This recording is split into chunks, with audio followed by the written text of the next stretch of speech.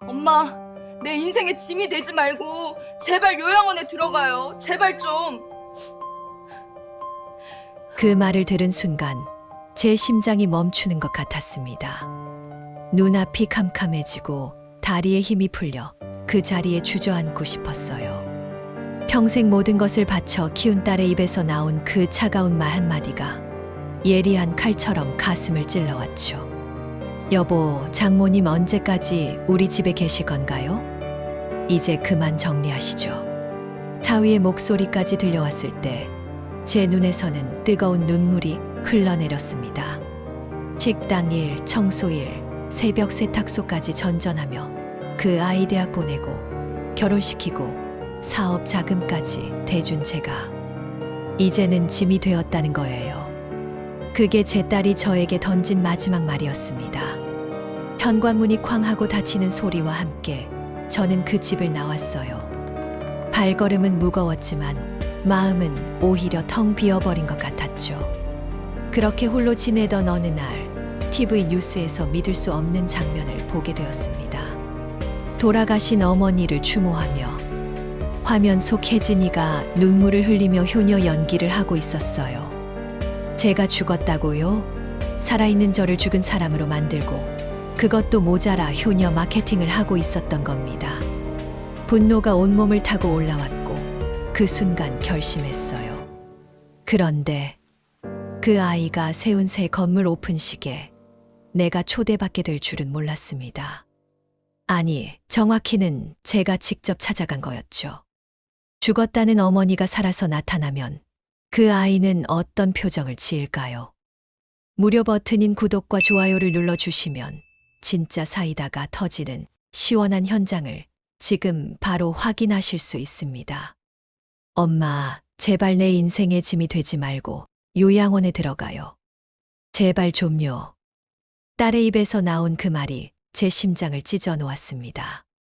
평생 모든 것을 바쳐 키운 혜진이가 제 딸이 저를 짐이라 부르더군요. 사위 재현이와 사돈 식구들이 모인 저녁 자리였어요. 된장찌개가 끓는 소리와 함께 제 인생이 무너지는 소리가 들렸죠. 아니, 혜진아. 엄마가 뭘 그렇게 방해했다고 그래? 제가 떨리는 목소리로 물었습니다. 혜진이는 젓가락을 탁 내려놓으며 소리쳤어요.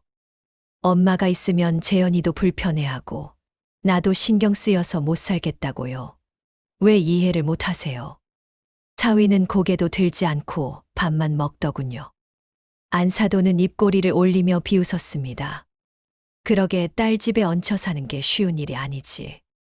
그 순간 제 가슴에서 뭔가 뜨거운 것이 치밀어 올랐어요. 분노였을까요? 아니면 배신감이었을까요? 새벽 3시부터 일어나 도시락을 싸고 청소 일을 나가고 저녁엔 세탁소에서 밤 10시까지 일했던 날들이 스쳐 지나갔습니다. 혜진이 대학 등록금, 결혼 자금, 창업 자금까지. 제 손가락 마디마디에 박힌 굳은 살이 그 증거였죠. 엄마, 듣고 계세요? 혜진이가 다시 목소리를 높였습니다. 내일 당장 요양원 알아보세요. 비용은 제가 댈 테니까. 그때였어요. 제 휴대폰에서 뉴스 알림이 울렸습니다. 젊은 CEO 혜진, 효도 경영으로 주목받아. 아이러니하게도 제 딸이 언론에선 효녀로 포장되고 있었던 거죠. 저는 천천히 일어섰습니다. 그래, 내 말이 맞구나. 내가 짐이었구나. 혜진이는 당황한 듯 말했어요. 엄마, 그게 아니라. 하지만 전 이미 돌아섰습니다.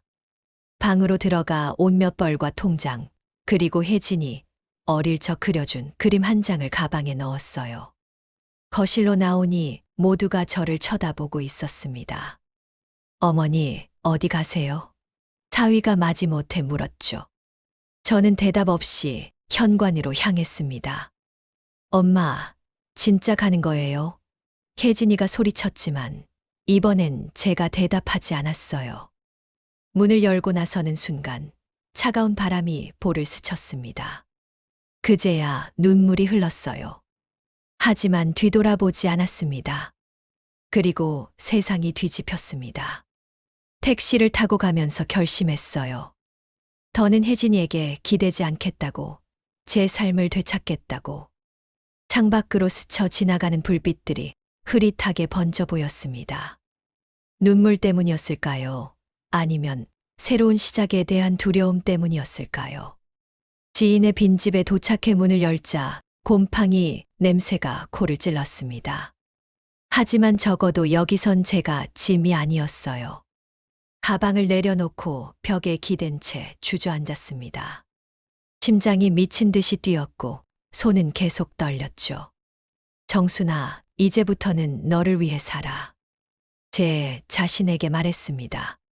하지만 가슴 한구석에선 여전히 딸의 목소리가 메아리 쳤어요. 짐이 되지 마세요. 그 말이 제 영혼을 핥히고 있었습니다. 밤은 길었고 새벽은 더 차가웠어요. 하지만 전 알고 있었습니다. 이것이 끝이 아니라 시작이라는 것을. 혜진이가 저를 버렸다면 이젠 제가 혜진이를 버릴 차례였으니까요. 지인의 빈집에서 산지 2달이 흘렀습니다. 매일 아침 6시에 일어나 밥을 짓고 된장국을 끓이고 혼자 밥상을 차렸어요.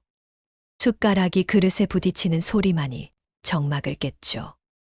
예전엔 혜진이가 엄마, 오늘 국 진짜 맛있어요 라며 웃던 식탁이었는데 이제는 그저 차가운 침묵뿐이었습니다. 오늘도 어김없이 혼자 앉아 밥을 먹고 있었어요. 창밖에선 빗방울이 유리창을 두드렸고 낡은 선풍기가 덜컹거리며 돌았습니다. 그릇을 씻고 거실로 나와 TV를 켰죠. 뉴스를 보는 게 하루의 유일한 낙이었거든요. 다음 소식입니다. 젊은 CEO들의 효도, 경영이 화제가 되고 있습니다. 아나운서의 목소리가 거실에 울려 퍼졌어요. 별 생각 없이 보고 있는데 갑자기 익숙한 얼굴이 화면에 나타났습니다. 혜진이었어요. 제 딸, 아니 이제는 남이 된 그 아이가 정장을 입고 인터뷰를 하고 있었죠. 저희 어머니는 제 인생의 전부셨어요. 혜진이의 목소리가 떨렸습니다. 돌아가신 지 석 달이 되었는데 아직도 매일 밤 어머니 생각에 눈물이 나요. 리모컨을 쥔 제 손이 떨리기 시작했습니다. 돌아가셨다고요? 제가 죽었다고요? 어머니께서 생전에 늘 말씀하셨어요. 혜진아, 너는 내 자랑이다라고요. 혜진이가 눈물을 닦으며 말을 이었습니다. 그 말씀을 가슴에 새기고 어머니를 기리는 마음으로 회사를 운영하고 있습니다. 그때였어요. 심장이 멎는 것 같았습니다.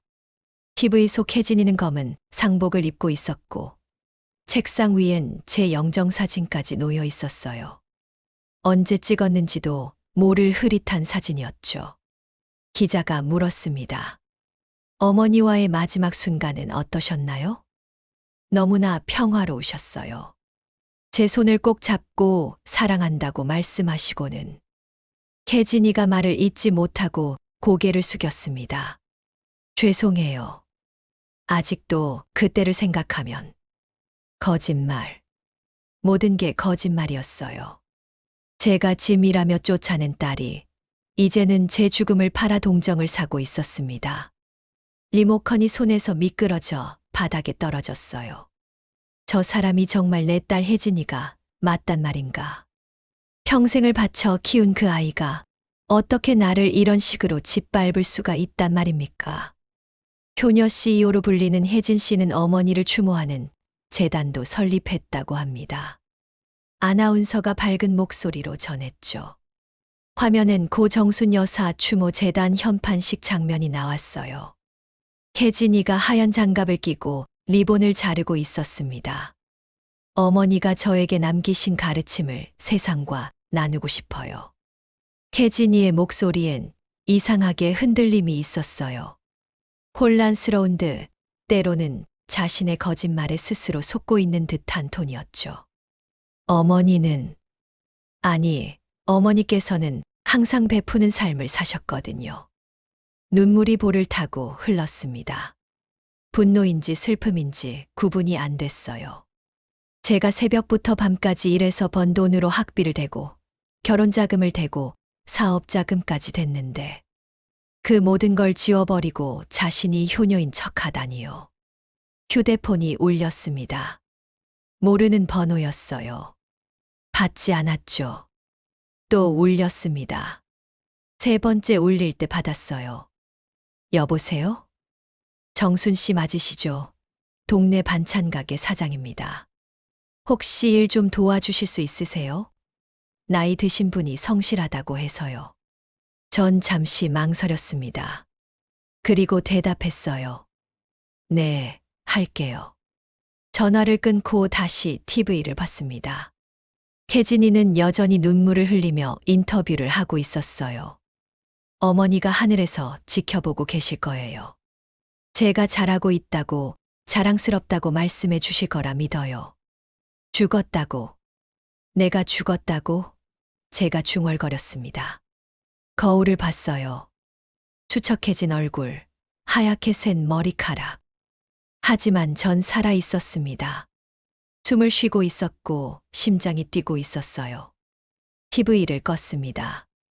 혜진이의 거짓 눈물을 더는 보고 싶지 않았거든요. 창밖의 빗줄기가 더 거세졌어요. 천둥 소리가 울렸고 번개가 번쩍였죠.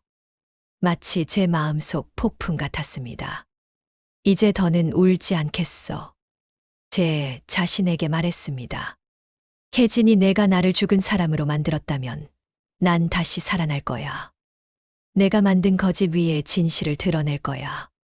빗방울이 점점 약해졌고 저도 마음을 가다듬었습니다. 내일부터 반찬 가게에서 일을 시작하기로 했으니 오늘은 푹 쉬어야겠다고 생각했어요.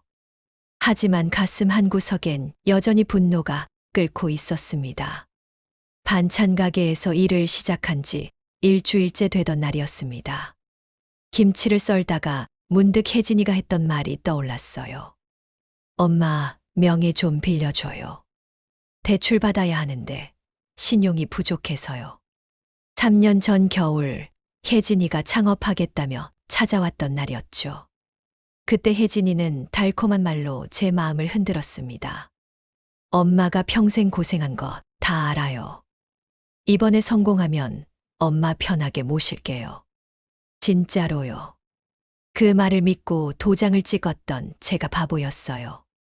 서류를 제대로 읽어보지도 않았죠. 딸이니까, 내 혈육이니까 믿었던 겁니다. 칼을 내려놓고 앞치마를 벗었습니다. 사장님께 잠시 집에 다녀오겠다고 말씀드렸어요. 뭔가 확인해야 할 게 있었거든요. 가슴이 답답했고 불안감이 목을 조여왔습니다. 지인의 집으로 돌아와 옷장 깊숙한 곳에 넣어둔 서류, 가방을 꺼냈어요. 먼지가 뽀얗게 쌓여 있었죠. 지퍼를 열자 곰팡이 냄새가 코를 찔렀습니다. 하나씩 종이를 넘기는 소리가 고요한 방 안에 울렸어요. 대출 계약서, 토지 매매 계약서. 중얼거리며 서류를 확인했습니다. 그러다 한 장의 종이에서 손이 멈췄어요. 등기부등본이었습니다. 소유자란에 선명하게 적혀 있었죠. 정순. 제 이름이었어요. 그때였어요. 심장이 미친 듯이 뛰기 시작했습니다. 혜진이가 짓고 있다는 그 건물, TV에서 자랑하던 그 사옥이 제 땅 위에 있었던 거예요. 제 명의로 된 땅에 저를 죽은 사람 취급하며 건물을 올린 거였습니다. 이럴 수가. 손이 떨려 서류를 제대로 잡을 수가 없었어요. 다시 한번 확인했습니다. 틀림없었어요. 주소도 면적도 모든 게 일치했죠. 혜진이는 제 땅을 빼앗지 못했던 겁니다. 아니, 법적으로 빼앗을 수 없었겠죠. 제가 살아있으니까요. 그리고 거실로 나와 노트북을 켰습니다. 혜진이 회사를 검색했어요. 홈페이지 첫 화면에 큼지막한 건물 사진이 떴죠. 고 정순 여사를 기리며 세운 효 빌딩이라는 문구와 함께요. 분노가 치밀어 올랐습니다. 제가 죽었다고 거짓말하고 제 땅 위에 건물을 세우고 그걸로 돈을 벌고 있었던 거예요. 벽시계의 초침 소리가 똑딱똑딱 울렸습니다. 오후 4시. 햇빛이 창문을 비스듬히 비추고 있었어요. 전 천천히 일어나 화장실로 갔습니다. 거울 앞에 섰죠. 수척한 얼굴, 깊게 패인 주름, 하얗게 센 머리. 하지만 눈빛은 살아 있었어요. 혜진아, 내가 나를 죽은 사람으로 만들었지. 거울 속 제 자신에게 말했습니다. 그래, 내가 만든 무대 위에서 내가 다시 살아날게. 내가 쌓아올린 거짓탑을 내가 무너뜨릴 거야. 서랍에서 낡은 수첩을 꺼냈습니다. 오래전 알게 된 변호사 친구의 번호가 적혀 있었어요. 떨리는 손으로 전화기를 들었죠. 여보세요. 저 정순인데요. 도움이 필요해요. 정순 씨, 오랜만이네요. 무슨 일이세요? 제 딸이 저를 죽은 사람으로 만들었어요. 그리고 제 땅에 건물을 세웠고요. 전화기 너머로 놀란 숨소리가 들렸습니다. 뭐라고요? 자세히 말씀해 주세요. 차근차근 설명했어요. 혜진이가 저를 쫓아낸 일, TV에서 제가 죽었다고 거짓말한 일, 그리고 제 명의의 땅에 건물을 세운 일까지. 변호사는 한참 침묵하다가 말했죠. 정순 씨, 이건 심각한 사기예요. 오픈식이 언제죠? 다음 주 금요일이래요. 뉴스에서 봤어요. 그날 가셔야겠네요. 직접 나타나서 모든 걸 밝히는 거예요. 전화를 끊고 다시 거울을 봤습니다. 이번엔 입꼬리가 올라갔어요. 복수가 아니었습니다. 진실을 밝히는 거였죠. 제가 살아있다는 것, 혜진이가 거짓말쟁이라는 것을 세상에 알리는 거예요. 옷장을 열었습니다. 제일 깨끗한 옷을 꺼냈어요. 다림질을 하면서 생각했죠. 이번엔 내가 직접 세상 앞에서 그 아이를 무너뜨릴 거예요. 다리미에서 김이 피어올랐습니다. 마치 제 마음속 분노가 수증기로 변한 것 같았어요. 하지만 전 침착했습니다. 감정에 휘둘리지 않고 차분하게 준비할 거였어요. 밤이 깊어갔습니다. 창밖에선 바람이 나뭇가지를 흔들었고 달빛이 방 안을 은은하게 비췄죠. 침대에 누워 천장을 바라봤어요. 일주일 뒤면 모든 게 끝날 겁니다. 혜진이의 거짓말도 제 침묵도. 혜진아, 넌 엄마를 죽였지만 엄마는 다시 살아날 거야. 어둠 속에서 중얼거렸습니다. 내가 만든 무대에서 내 손님들 앞에서 진실이 드러날 거야.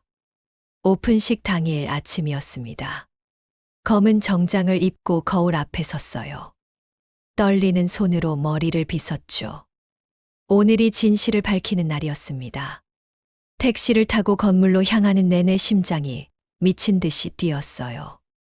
건물 앞은 이미 기자들로 가득했습니다. 붉은 리본과 화환들이 입구를 장식했고 효빌딩 개관식이라는 현수막이 바람에 펄럭였어요. 전 건물 옆 작은 카페에서 기다렸습니다. 혜진이가 나타나길 기다리면서요. 오전 11시 검은 리무진이 도착했습니다. 혜진이가 내렸어요. 검은 상복 차림이었죠. 마치 진짜로 제가 죽은 것처럼 연기하고 있었던 겁니다.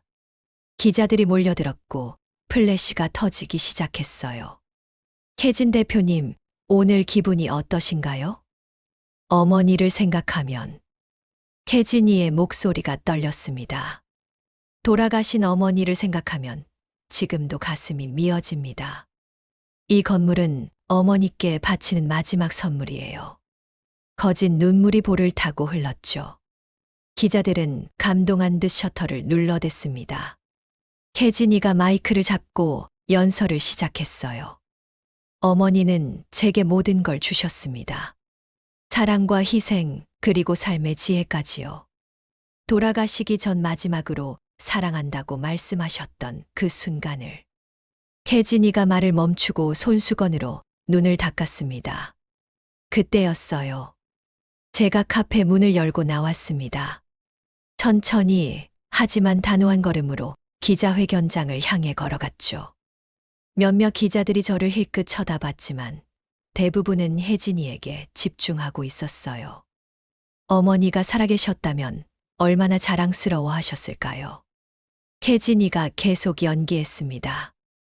이효 빌딩이 어머니의 이름으로. 그 죽었다던 어머니가 바로 나란다. 제 목소리가 마이크를 통해 울려 퍼졌습니다. 순간 정적이 흘렀어요. 모든 시선이 저에게로 돌아왔죠. 혜진이의 얼굴이 하얗게 질렸습니다. 엄마, 혜진이가 더듬거렸어요. 비아냥 섞인 웃음이 굳어졌죠. 그리고 그 순간 기자들이 폭발했습니다. 뭐라고요? 어머니가 살아계신다고요? 플래시가 미친 듯이 터졌고 카메라들이 저와 혜진이를 번갈아 비췄어요. 스마트폰을 든 사람들이 실시간으로 방송을 시작했죠. 그리고 이 건물이 내 이름으로 되어 있단다. 제가 등기부등본을 들어 올렸습니다. 정순. 내 이름이야. 내가 살아있는데 어떻게 죽은 사람 명의로 건물을 지을 수 있겠니? 혜진이가 비틀거렸습니다. 아니, 이건 엄마가 왜 여기? 혼란에 빠진 목소리였어요. 고함을 지르려다 멈추고 다시 변명하려다 말을 잃었죠. 대표님, 이게 무슨 일입니까? 한 기자가 물었어요. 어머니가 돌아가셨다고 하지 않으셨나요? 저건 오해예요. 혜진이의 목소리가 점점 작아졌습니다. 굴욕감에 얼굴이 붉어졌다가 다시 창백해졌어요. SNS 알림음이 여기저기서 울렸습니다. 효녀 CEO의 거짓말, 살아있는 어머니를 죽은 것처럼 충격 실시간 같은 제목들이 퍼져나갔죠. 혜진이는 무릎이 꺾였습니다. 그대로 바닥에 주저앉았어요. 엄마, 제발. 이제는 진짜 눈물이었습니다. 공포에 질린 눈으로 저를 올려다봤죠. 용서해 주세요. 제가 미쳤었어요. 전 혜진이를 내려다봤습니다. 분노가 가슴에서 터질 것 같았지만 목소리는 차분했어요. 넌 날 짐이라고 했지. 요양원에 버리려 했고 그것도 모자라 죽은 사람으로 만들었어. 내 땅에, 내 이름으로 된 땅에 거짓 건물을 세우고 거짓 효행을 팔았지. 기자들의 속삭임이 커졌습니다. 이거 대박이야. 특종이다. 믿을 수가 없어. 카메라는 계속 돌아갔고 플래시는 멈추지 않았어요. 혜진이가 울부짖었습니다. 엄마, 하지만 전 돌아섰어요. 더 이상 그 아이의 비명을 듣고 싶지 않았거든요. 이제 세상이 알게 됐으니 난 갈게. 제가 말했습니다. 내가 어떤 딸이었는지, 어떤 거짓말쟁이였는지. 모든 사람들이 봤어. 건물을 빠져나오는 동안 뒤에서 혜진이의 비명 소리가 들렸습니다. 하지만 전 멈추지 않았어요. 햇빛이 눈부셨고 바람이 상쾌했죠. 모든 사람 앞에서 거짓이 무너졌습니다. 오픈식 다음 날부터 세상이 들끓기 시작했습니다. 아침부터 TV 뉴스는 혜진 이야기로 가득했어요. 충격 단독, 효녀 CEO의 거짓말. 살아있는 어머니를 죽은 것으로 위장한 마케팅. 앵커의 차가운 목소리가 거실에 울려 퍼졌죠. 지인 집 거실 소파에 앉아 차를 마시며 뉴스를 봤습니다. 화면엔 어제 그 현장이 계속 재생되고 있었어요. 제가 그 죽었다던 어머니가 바로 나란다라고 말하는 순간, 혜진이가 무너지는 순간, 댓글창엔 분노한 사람들의 글이 끊임없이 올라왔죠. 이런 사람이 CEO라니 믿을 수 없다. 어머니를 이용하다니 인간도 아니다. 심장이 뛰었습니다. 억울함이 풀리는 것 같았어요. 평생 참고 살았던 제가 드디어 진실을 밝혔다는 사실이 가슴을 뜨겁게 만들었죠. 휴대폰이 쉴 새 없이 울렸습니다. 기자들, 방송국, 심지어 오래 연락 끊긴 친척들까지. 전 모두 거절했어요. 더 이상 혜진이와 엮이고 싶지 않았거든요. 창밖엔 비가 내리기 시작했습니다.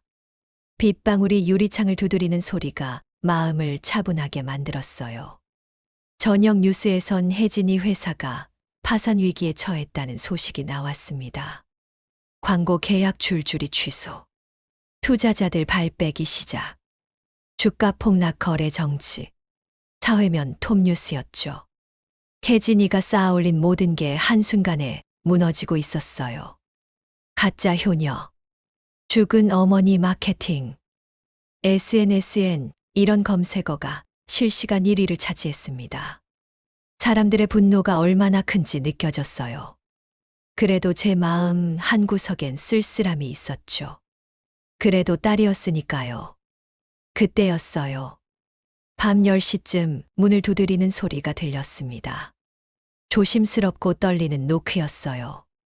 문을 열자 비에 흠뻑 젖은 혜진이가 서 있었습니다. 화장은 다 지워졌고 눈은 충혈되어 있었죠. 엄마. 혜진이가 그 자리에서 무릎을 꿇었습니다. 엄마, 잘못했어요. 정말 잘못했어요. 빗물인지 눈물인지 구분이 안 가는 물방울이 혜진이의 얼굴을 타고 흘렀어요. 전 문틀을 잡고 서서 내려다봤습니다. 분노가 치밀어 올랐지만 동시에 연민도 느껴졌죠. 제발 한 번만 용서해 주세요. 혜진이가 제 발을 붙잡았어요. 제가 미쳤었어요. 돈과 성공에 눈이 멀어서. 엄마를 그렇게. 일어나. 제가 말했습니다. 무릎 꿇는다고 과거가 바뀌진 않아. 엄마, 제발요. 다시 시작하게 해주세요. 제가 뭐든 할게요. 뭐든지요. 혜진이의 목소리엔 공포가 가득했어요. 모든 걸 잃은 사람의 절박함이었죠. 하지만 제 마음은 이미 차가워져 있었습니다. 한 번 부서진 신뢰는 다시 돌아오지 않는다는 걸 알았거든요. 혜진아, 넌 내가 죽었다고 했잖아. 제 목소리는 담담했어요. 죽은 사람한테 용서를 구하는 건 이상하지 않니? 엄마, 그건 제가. 그래, 내가 선택한 거야. 나를 버리고 죽은 사람으로 만들고 그걸로 돈을 번 것도. 혜진이가 오열했습니다. 엄마, 한 번만요. 정말 마지막으로 한 번만. 전 고개를 저었어요. 눈가에 눈물이 맺혔지만 흘리지 않았습니다. 너한테 엄마는 이미 죽은 거야. 내가 그렇게 만들었잖아. 이제 와서 살려달라고. 그건 너무 늦었어. 엄마. 혜진이의 목소리가 점점 작아졌어요. 희망이 사라지는 소리였죠. 가. 그리고 다시는 찾아오지 마. 전 문을 닫으려 했습니다. 엄마. 혜진이가 문을 붙잡고 울부짖었지만 전 문을 닫았어요. 문 너머로 혜진이의 울음소리가 들렸습니다. 한참을 울다가 발걸음 소리가 멀어졌죠. 거실로 돌아와 앉았습니다. TV는 여전히 혜진이 회사 파산 소식을 전하고 있었어요. 휴대폰엔 읽지 않은 메시지가 수백 개 쌓여 있었죠. 전 TV를 끄고 휴대폰도 꺼버렸습니다. 정적이 흘렀어요. 빗소리만이 창문을 두드렸죠. 가슴이 텅 빈 것 같으면서도 동시에 후련했습니다. 드디어 끝이 난 거예요. 혜진이와의 악연이, 그 고통스러운 관계가. 이제 나는 더는 흔들리지 않겠습니다. 혼잣말을 했어요. 내 삶을 살겠어. 혜진이 없는 온전한 내 삶을. 창밖에 비가 그치고 있었습니다. 구름 사이로 달빛이 비치기 시작했어요. 마치 제 마음처럼 폭풍이 지나간 뒤의 고요함이었죠. 그날 밤 제 집 앞에서 무릎을 꿇고 있는 사람이 있었습니다.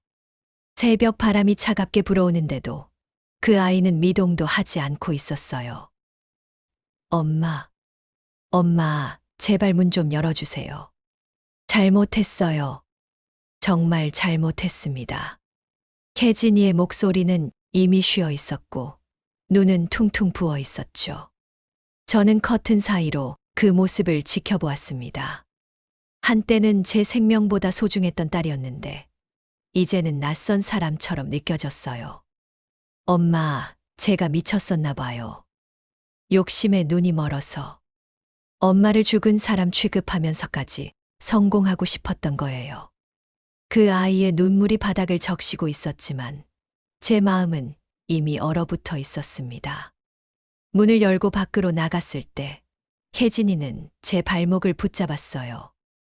엄마, 한 번만, 딱 한 번만 용서해 주세요. 다시는 그러지 않을게요. 엄마가 원하는 대로 다 할게요. 떨리는 손으로 제 옷자락을 잡는 그 모습이 처량했지만 저는 차갑게 내려다보기만 했습니다. 혜진아, 제 목소리는 차분했어요. 너가 나를 요양원에 버린 순간 나도 내 딸의 기억을 지웠다. 죽었다고 만든 건 너지만 이제는 나 스스로를 다시 살릴 거야. 심장이 찢어지는 것 같았지만 저는 그 말을 끝까지 해냈습니다. 엄마, 엄마, 혜진이는 바닥에 완전히 엎드려 오열했어요. 그 울음소리가 새벽 거리에 메아리 쳤지만 저는 뒤돌아보지 않았습니다.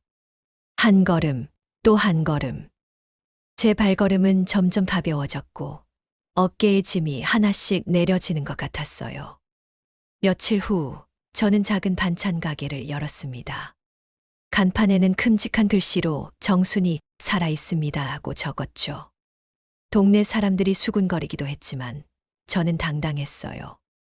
죽었다던 사람이 반찬 가게를 연다니 세상 참 신기한 일도 다 있네. 누군가의 말이 들려왔지만 저는 미소만 지었습니다. 첫 손님이 들어왔을 때 저는 진심을 담아 인사했어요. 어서 오세요. 정순이가 만든 반찬입니다. 그 순간 제 눈에서 눈물이 한 방울 떨어졌는데 그건 슬픔의 눈물이 아니라 자유의 눈물이었습니다. 혜진이는 그 후로도 몇 번 찾아왔지만 저는 만나주지 않았어요. 회사는 완전히 무너졌고 그 아이의 이름은 세상에서 지워졌죠. 누군가는 너무 잔인하다고 했지만 저는 알고 있었습니다. 거짓으로 쌓은 효심은 진심 앞에서 무너진다는 걸요. 저녁이 되면 저는 가게 문을 닫고 집으로 돌아왔습니다. 작은 방 안에서 혼자 밥을 먹으면서도 이상하게 외롭지 않았어요. 오히려 평온했죠. 창밖으로 보이는 석양이 제 얼굴을 비출 때 저는 생각했습니다. 이제야 진짜 내 인생을 사는구나. 그때 또 다른 진실이 세상으로 퍼져나가기 시작했습니다. 혜진이가 숨겨왔던 더 많은 거짓들이 하나둘 드러나기 시작한 거예요. 하지만 그건 이미 제 관심사가 아니었습니다. 저는 그저 내일 만들 반찬을 준비하며 새로운 하루를 기다리고 있을 뿐이었으니까요. 무료 버튼인 구독과 좋아요를 눌러주시면 다음 응징도 함께 보실 수 있습니다.